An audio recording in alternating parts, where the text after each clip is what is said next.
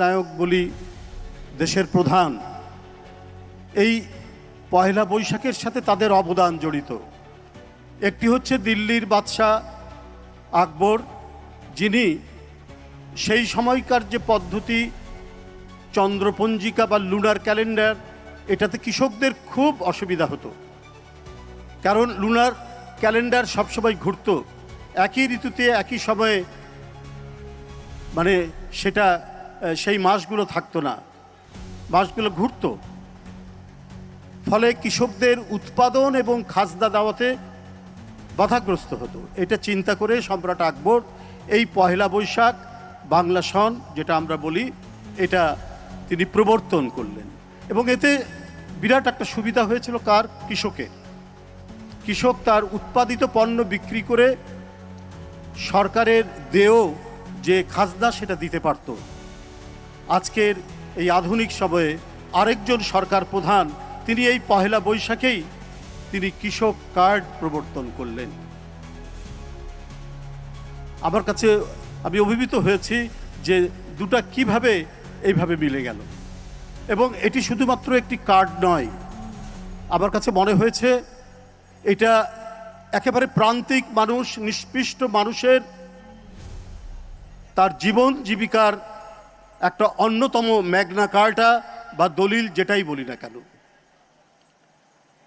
আমরা শুনেছি যে বা জানি যে এই কার্ডে বছরে ২৫০০ টাকা দেওয়া হবে, তাই নয়, এটা প্রাক পাইলটিং হিসাবে সেটা দেওয়া হচ্ছে। কিন্তু এই কার্ড যে একটা মানে জীবন জীবিকার বার্তা, একজন কৃষক এই কার্ড থেকে সে অত্যন্ত স্বল্প কষ্টে সে ঋণ পাবে এক সময়।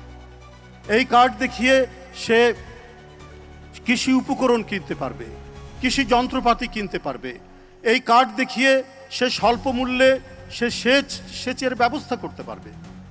তো শুধুমাত্র বছরে ২৫০০ টাকা নয়, এই কার্ডের মধ্যে নিহিত আছে, আমি যেটা বলেছি, যে এক ধরনের জীবনের মানে প্রোটোপ্লাজম, যেটা বিকশিত হতে প্রান্তিক মানুষকে তার বিকাশের একটা বিরাট সুবিধা দিবে।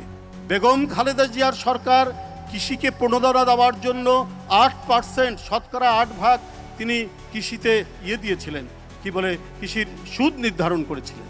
শুধু তাই নয়, তিনি ইম্পোর্ট সাবস্টিটিউট, যেমন ধরুন যেগুলো করা যেতে পারে, আদা, রসুন, মশলা জাতীয় যে সমস্ত ফসল, সেই ফসলকে প্রণোদনা দেওয়ার জন্য শুধুমাত্র শতকরা ২%, অনলি 2% তিনি সুদ নির্ধারণ করেছিলেন বেগম খালেদা জিয়ার আমলে।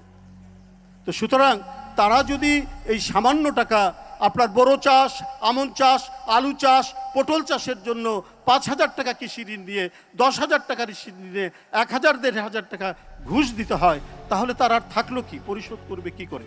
এই প্রথম আমাদের গ্রামীণ অর্থায়নে, আমাদের রুরাল ফিন্যান্সিংয়ে আপনার ঋণ ছাড়া, সুদ ছাড়া ২৫০০ টাকা পাচ্ছে প্রান্তিক চাষি এবং মাঝারি চাষি।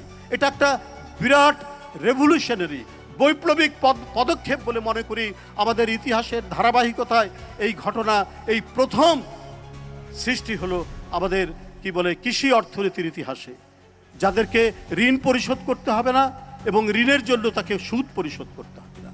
এটা তো প্রাক পাইলটিং, এটা আরও ডেভেলপড হবে, আরও অন্য জায়গায় এটা নিয়ে যাবে।